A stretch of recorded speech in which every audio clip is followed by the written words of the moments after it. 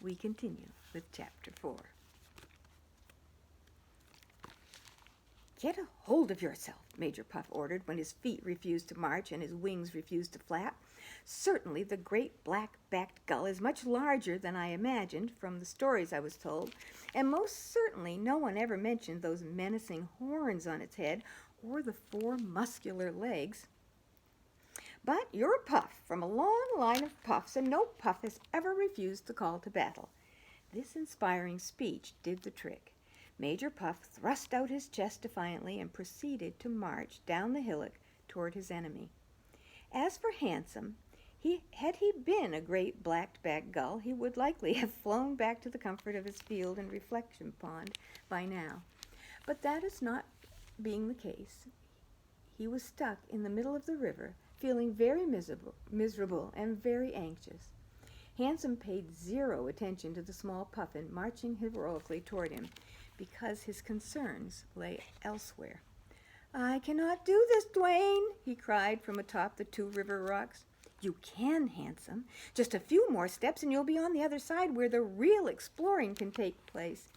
"But I don't like exploring." "Oh?" asked Dwayne, surprised. "You said you loved exploring." Handsome sighed and looked over his shoulder at Dwayne, and when he finally spoke, his voice croaked with misery.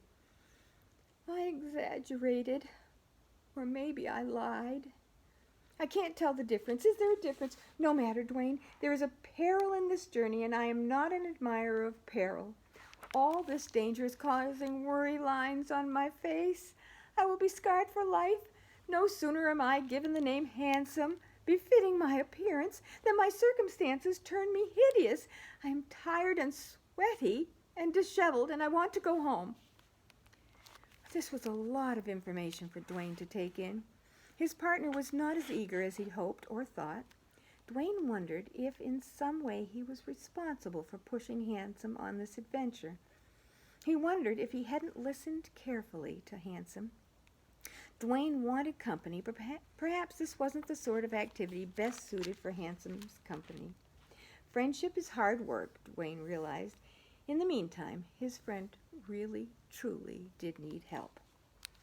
"Handsome, it would be much easier for you to go forward and turn around on the other side than for you to go back up. Wouldn't you agree?" Handsome sniffed away his tears and gathered his thoughts. For a large muskox, turning around in the middle of the river would be as impossible as blindly stepping backward, as Dwayne had pointed out. Sadly, it seemed that going across in order to come back was the best alternative. "Very well," he said weakly. "One must do what one must do." The muskox turned his head toward the far bank, determined to take the necessary steps. "Halt! None shall pass!" shouted a short black and white creature with an orange and gray beak standing at the river's edge. Excuse me. "What? Oh, you've got to be kidding me," said Handsome. He so desperately wanted this ordeal to be over with.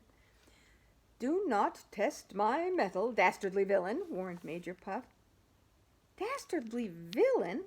Look, whoever you are, I just want to get across so I can go back again. If you would be so kind to clear a path—" Major Puff scoffed at the suggestion and then boldly hopped forward several times so that he stood upon a river rock directly in front of Handsome. This took Handsome completely by surprise, causing him to lose his balance again. "Do great black-backed gulls think puffins are so foolish as to fall for that trick?" Major Puff shouted at the muskox. "What? Puffins? What on earth are you babbling about? Let me pass!" "Never!" Major Puff flapped his wings dramatically, causing Handsome to flinch and nearly fall over. "Stop that! It's very annoying!" "Ha!" Major Puff was quite caught up in his campaign.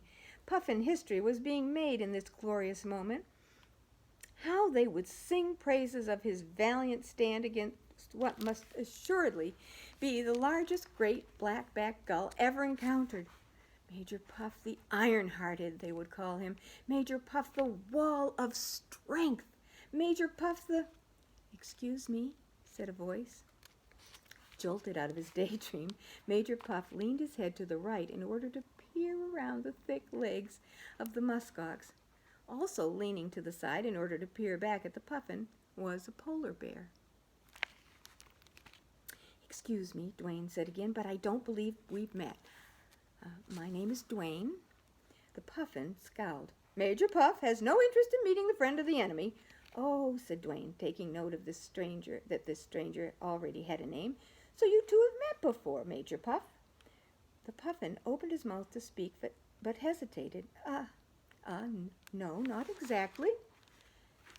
"Then how do you know your enemies?" Major Puff was enraged. "Are you suggesting that I might be friends with this fiend? He and all other great black-backed gulls are a scourge, a curse, and a menace to all puffins. They steal and fight without honor. They are the lowest of the low." "I'm standing right here," exclaimed Handsome, who was still caught in the middle of the river. "And as much as your name-calling stings my heart, it would sting so much more if I was, in fact, a great black-backed gull and not a muskox." "A likely story," spat the puffin. How you great black-backed gulls love to lie." Handsome reached his patience's limit, and through his frustration with Major Puff, he found the resolve to fix his situation. "I've had enough. I'm coming across. You, sir, have been warned." Handsome was readying himself to step onto the rock where Major Puff presently stood, when suddenly the puffin boldly shouted, "Finally, a real battle! Take that!" while hopping backward away from Handsome. This confused Handsome, since it sounded as if he were under attack, while at the same time the puffin had actually cleared space for him to move. Handsome stepped forward onto the next rock. "Take that!" Major Puff shouted again while he hopped back another step. And that, taking 2 more steps back. "Take what? All you are doing is running away." "Ah, so you've had enough, have you?" declared Major Puff victoriously from an even farther distance. Worth noting at this point is that the most important military tactic for puffins is the retreat. A puffin marches into battle in order to heroically run away or fly away, but in either case, it's the away part that's crucial. In the telling of any great puffin battle, there reaches a point when the puffin fearlessly avoids pain and injury by courageously keeping out of reach of their enemies. "I will accept nothing less of your total surrender," said Major Puff. The puffin and the muskox were now on the opposite side of the river from Dwayne. "So you're saying that unless I surrender, you will continue to move away from me?" Handsome asked. "Those are my terms," said the puffin sternly. Handsome turned his head toward Dwayne with an expression of complete bewilderment. Dwayne shrugged his shoulders in agreement. "Oh, for heaven's sake," Handsome exhaled. "There is a limit to what one can tolerate in a single day, and that limit has just been met." And ignoring the short, proud puffin, Handsome turned around and walked back over the river rocks as if it were the easiest thing he'd ever done. When he reached the other side, he did not even stop for Dwayne, but continued on in the direction of his field where he wished to be left alone. Major Puff, most vexed by this insult, stared after Handsome. Dwayne stared after Handsome, too. Dwayne then turned back toward the indignant puffin across the river. "It was nice to meet you, Major Puff. I hope we have the opportunity to meet again under better circumstances." Dwayne gave Major Puff a curt nod before following Handsome. His day of exploring would have to be postponed. As for Major Puff, he was unsure whether he could proclaim victory or admit defeat or simply call it a tie. What he was certain of was that after such an ordeal, a migration was definitely in order. It should be somewhere warm and tranquil, somewhere far away from great black-backed gulls or rude black-backed muskoxen.